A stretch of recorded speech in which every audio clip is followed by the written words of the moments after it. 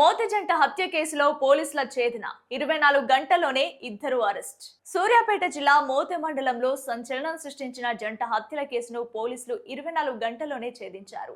జిల్లా SP K Narasimha వెల్లడించిన వివరాల ప్రకారం బూబా నాగునాయక్ దంపతుల హత్య కేసులో మోతె పోలీస్ స్టేషన్ లో కానిస్టేబుల్ గా పనిచేస్తున్న షరీఫ్ ను ప్రధాన నిందితుడిగా గుర్తించారు.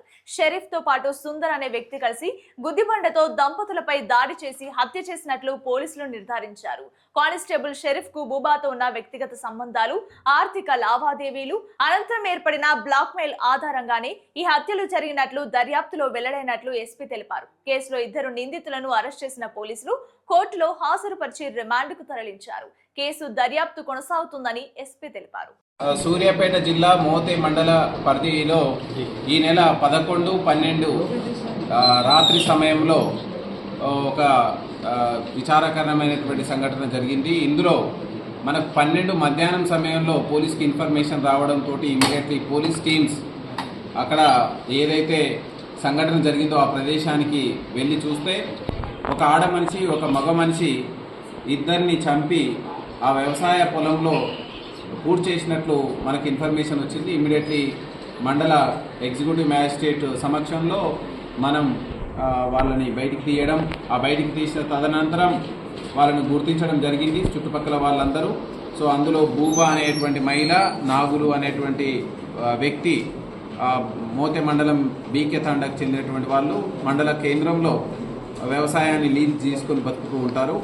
వీళ్ళు ఈ యొక్క సంఘటనలో గుర్తు తెలియని వ్యక్తులు చంపి దాన్ని పూడ్చివేసినట్లు మనకి ఇన్ఫర్మేషన్ తోటి ఇనిషియల్గా కేసు నమోదు చేసినాం. తర్వాత పోలీసు దర్యాప్తులో clues team, investigation teams, technical teams, CCS అందరూ కూడా ఇందులో పాల్గొని టీములుగా విడిపోయి మనం క్షుణ్ణంగా పరిశీలిస్తే టెక్నికల్ ఆధారాల ద్వారా ఇందులో ఇద్దరు నేరస్తులు పార్టిసిపేట్ అయినట్టు, ఇందులో ఒకరు సుందర్ అనే వ్యక్తి, అదేవిధంగా షరీఫ్ అనేటువంటి కానిస్టేబుల్ మోతె పోలీస్ స్టేషన్లో పనిచేస్తున్నటువంటి వ్యక్తి ఇన్వాల్వ్ అయినట్టు, దీంట్లో మోతె పోలీస్ స్టేషన్లో పనిచేస్తున్నటువంటి షరీఫ్ అనే కానిస్టేబుల్కి ఈ యొక్క మృతురాలు బూబాకి మధ్య సాన్నిహిత సంబంధం ఉండడం, ఆమెకి కొన్ని డబ్బులు ఇచ్చి ఉండడం, ఆ డబ్బులు అడిగే క్రమంలో బూబా మరియు నాగులు ఇద్దరు కూడా అతన్ని మీ మీద ఎస్సీ ఎస్టీ కేసు పెడతాము, అదేవిధంగా రేప్ కేసు పెడతామని బెదిరియడంతో వాళ్ళని ఈ విధంగా ఎలిమినేట్ చేయడానికి అతను పూనుకోవడం జరిగింది. వీరిద్దరు కూడా వాళ్ళని నమ్మబలికి ఒకరి తర్వాత ఒకరిని వాళ్ళకి లోన్ ఇప్పించే క్రమంలో వాళ్లకు ఏదైతే పశువుల ఎరువు లేదా గొర్రెల ఎరువు వేయడానికి గుంత తీయాలి అని నమ్మించి ఫస్ట్ ఆమె భర్త నాగుల్ని ఆ యొక్క నిర్జన ప్రదేశానికి తీసుకొని వెళ్ళి అతను గుంత తీసిన తర్వాత గుదిబండతోటి అతని తల మీద దాడి చేయడం, ఆ తర్వాత అందులోనే అతడు తీసిన గుంతలోనే అతన్ని పాతి పెట్టడం, ఆ తర్వాత మళ్ళీ భార్యను కూడా మీ భర్త అక్కడ గుంత తీస్తున్నాడు, మనం అతన్ని తీసుకొద్దాం, నువ్వు కూడా ఫోటో దిగాల్సి ఉంటుందని నమ్మించి అక్కడికి తీసుకెళ్లడం, ఆమెను కూడా అక్కడనే ఎలిమినేట్ చేసి అక్కడ గుంత తీసి అక్కడనే పాతి పెట్టడం జరిగింది. దీని మీద మనం వేగవంతమైనటువంటి దర్యాప్తు చేయడం జరిగింది. 24 గంటల్లోనే ఈ యొక్క నేరస్తులను పట్టుకోవడం జరిగింది.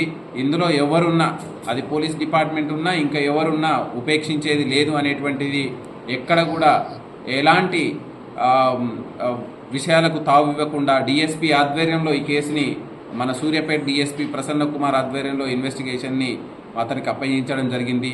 ఇందులో సాక్ష్యాలని క్రోడీకరించి త్వరితగతిన కేసు విచారణ చేసి మనం నేరస్తులకు కఠినమైనటువంటి శిక్షలు వచ్చే విధంగా ప్రయత్నం చేస్తాం. దీంట్లో ఫాస్ట్ ట్రాక్ కోర్టు కూడా మనం వెళ్ళడం జరుగుతుంది. నేరస్తుల మీద తక్షణమే మనం డిపార్ట్మెంట్ ఎవరైతే కానిస్టేబుల్ ఉన్నారో ఆయన మీద కూడా యాక్షన్ తీసుకోవడం జరుగుతుంది. ఇది ఒక మోడల్ కేసుగా తీసుకొచ్చి మనం ఖచ్చితంగా దీని మీద కన్విక్షన్ తీసుకొచ్చి ఎలాంటి అమానవీయమైనటువంటి సంఘటనలకు పాల్పడిన ఏ ఒక్కరికైనా, అది డిపార్ట్మెంట్ పరమైన వాళ్ళైనా సామాన్యులైనా ఒకటే న్యాయం ఉంటుందని మనం సూచించడానికి ప్రయత్నం చేస్తున్నాం. ఫైనాన్షియల్ ఇవ్వడంతో ఆమెతోటి పరిచయం ఏర్పడి ఆమెతోటి సాన్నిహిత సంబంధం ఏర్పడడం, సో ఆమెతోటి ఇంటిమసీ కూడా ఏర్పడడం జరిగింది.